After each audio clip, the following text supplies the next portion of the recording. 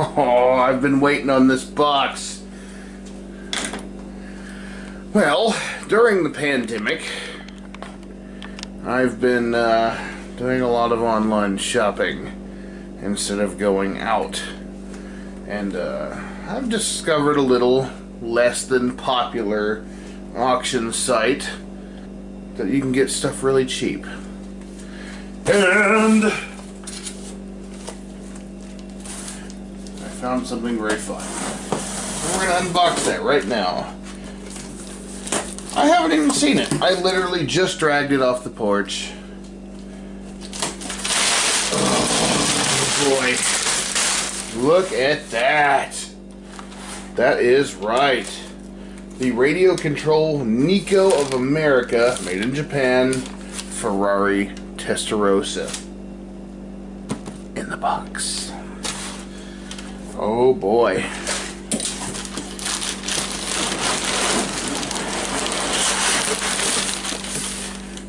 This is one of those things you would not expect to get for the price I got it for.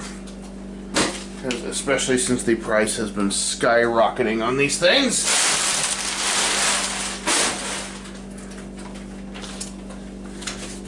Guess I can kind of spoil this. I paid $35.99 for it, which there was a bidding war last minute. It was at $11 for 4.5 days. And then all of a sudden people just started jumping in. And I'm going to be honest, I dumped more money on this thing than I should have, but I did not have to pay that. I just wanted to make sure I won. So, to the people that were bidding against me, I'm sorry, but I wanted one of these. Let's have a look at the box. So 6 AA's for the transmitter, 4 AA's for the car, along with 6 C's, so it's just like the Nikko Trans Am and the Audi Quattro. I believe they all share the same chassis, but they all have different wheels and different bodies. But this one has pop-up headlights. Pretty good looking box. Definitely not as beat up as I would have expected. Oh,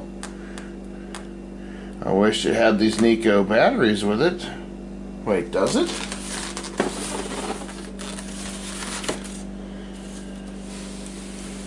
Oh man. You never want to open these too fast because then it kind of sucks it in and crushes the box.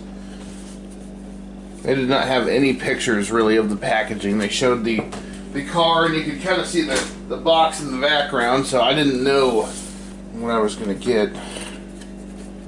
Wow, that is a very strange fibrous piece of cardboard. Dang, I did not know it came with all this paperwork. Oh, and the car's in the bag! Wonder if they have the antenna tube. Okay, we're gonna go through this paperwork. Yes, please send me my personalized Nikko vehicle owner certificate, my Nikko radio controlled vehicle catalog, Nikko RC vehicle bulletins. Just complete and send this form with $4 to cover postage and handling to Nikko America Inc., 851 International Parkway, Richardson, Texas. Holy crap, they were right here. 75081. This is... Wow, that is really crisp. This is really crisp. This thing may never have been driven. Ah, the battery guys. If you want, you can pause and enjoy some of the comical stylings of the Nikko battery guys. And the flip side, what are nickel cadmium batteries, or people call them NiCads, but it's nickel cadmium. That is really not bent in any way. Nikko America, 60-day limited warranty. Welcome to the worldwide family of proud Nikko RC car owners. And I'm not going to read this whole thing, but you can if you want. Oh, you got order forms. Anybody remember the days of order forms? I used to get a catalog in the mail when I was a kid. It was called the Things You Never Knew Existed catalog, and I'd get all kinds of joke stuff out of there. Whoopee cushions, fake dog crap, shocking pins, lighters, stuff like that. Rubber chickens, all kinds of stuff to drive my family absolutely crazy. And you used to be able to get every piece of this thing, which I wish I could order that one. Lower control arms, because these vehicles are famous for busting those. Well, at least in my opinion. Ferrari Testarossa Owner's Manual, 1/10 scale, which is probably more of 1/16, or 1/12. Yeah, it's probably more 1/12. Radio controlled, high performance rally racer. Who the heck is rally racing a Ferrari Testarossa? Oh, it's one of those 4 folded ones. Okay, well, let's carefully open it without ripping it. Watch me be the first one to damage it. That is absolutely gorgeous. This thing might actually be mint in box. This may not have ever had batteries in it. Ooh, so nerve-wracking. That is such a tight fit. That feels very cherry. Okay. Now, we have our transmitter, which actually has a neck strap.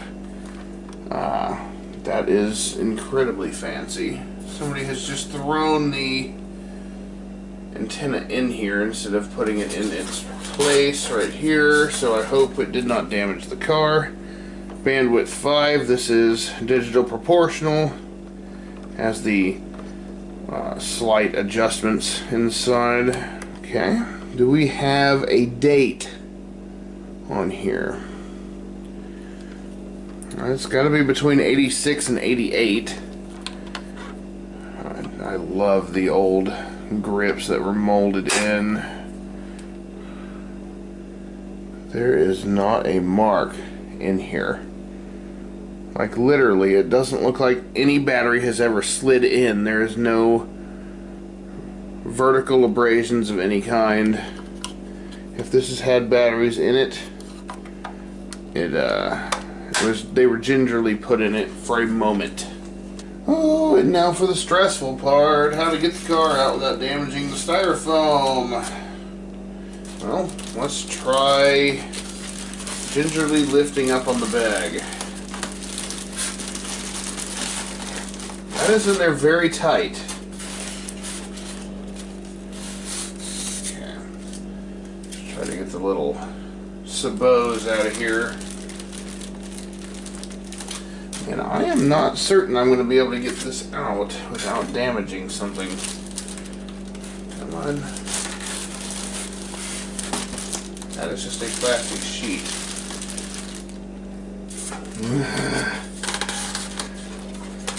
We're talking about packaging that's almost as old as I am. Okay. I'm very curious to see if this survived its trip. Yeah, it looks like we're missing the antenna tube, but there is either a battery ribbon or something you tie on the end of your antenna. So I'm thinking battery ribbon. That is a remarkably good looking car. Right off the bat, I'm not noticing any flat spots in the tires, so it was never displayed. telltale sign that it's been driven is there will be scratches right here, and usually right in here on the front. There's nothing. This car is completely cherry. So unfortunately we will not be driving this car. So I know some people don't like shelf queens, but gosh, I can still see the flux they used to hold the springs on when they soldered them onto the battery tabs. That usually wears off first time you put batteries in it. This has never touched the pavement. Alright, shall we be the first ones to pop up the headlights? Alright, ready? They are tight. They are tight. Oh. Wow. That is really cool.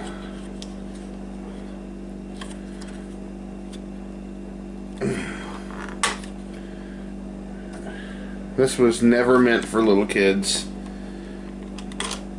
Some kid's gonna have to have their parents help to do that. Alright. But, out of sheer curiosity, I would love to know if this thing works. I will carefully put some batteries in it. Let's see if it will run. I will prop it up on the bench. I'm not gonna drive it. This is the first time it's ever sat on its tires. This is a lot better than I expected for $35. Because usually these that are a little bit beat up, maybe have been driven, you know, with or without the box, are usually about $150. So I will call that a win. I will absolutely call that a win. Alright, transmitter first. If anyone watching can tell, I do love vintage toys, and I am not in a hurry to tear this car up. Man, that... Alright, ready? First time ever having batteries. Will it power on? Alright, we're going to give that a second to completely charge all the capacitors and just get happy. First time this has ever been screwed into the transmitter, and we're not going to torque down on that. Now, how to do this without messing up the car? I mean, we're talking about ancient plastic here. I don't want to exert too much force on the plastic body. I have Tenergy rechargeable C batteries. This is so I can drive my older Radio Shack cars and not have to spend a ton of money on batteries just to test it, or just go digging around trying to find some dead ones that might actually damage the car. But the 4 AA's actually operate the steering servo and the speed controller inside. So just like an old Tamiya RC, you're going to have these that operate basically the radio and receiver set, and then it's 7.2 volts of C batteries to operate the car. So anybody that's wanting to update one of these can just put a battery elimination circuit in here with like a Futaba transmitter. Clicking it on for the first time. Oh, it rolled, no smoke. Alright. Moving the thumbstick forward.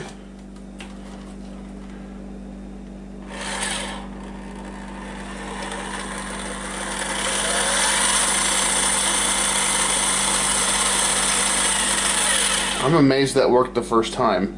Because usually electric motors will gunk up over time when they sit. Motors will tarnish up.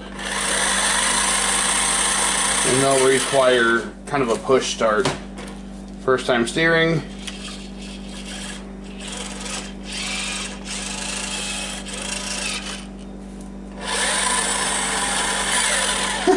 I don't like that the whole front of the car lights up. That's kind of cheesy, but I mean, if this wasn't so mint, I would just open the body and put some HVAC foil tape on the inside to prevent that from happening. Maybe deconstruct the headlights and put a layer of black enamel paint on the inside so the light wouldn't shine through.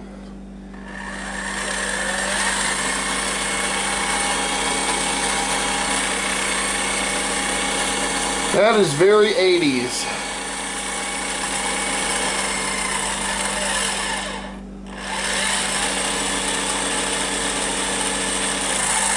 Talk about a true retro unboxing. Alright, turning off car first, then transmitter. Turning the light back on. I'm going to go ahead and get the batteries gingerly pulled back out of this, and then we'll have another overlook of the car before she goes back in her styrofoam sarcophagus for the foreseeable future.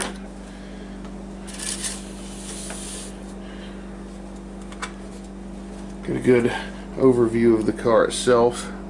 Rear louvers, actual embossed Ferrari logo there. Another one, that was the horse. The Bridgestone tires. Hopefully y'all can actually see that.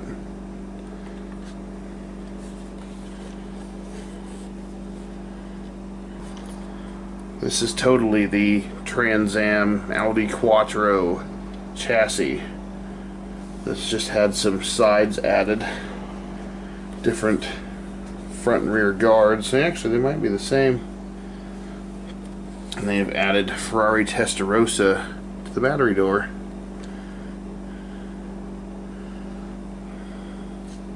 Sadly, we do not have a date on this. This says 85, but I don't know if that's how you decode that. Oh, I am so stoked. Let me know what you think of my $35 online auction find. I'm rather proud of it myself. I'm going to carefully put it back in the box, and I'll see you guys next time. This was incredibly stressful. Thanks for watching.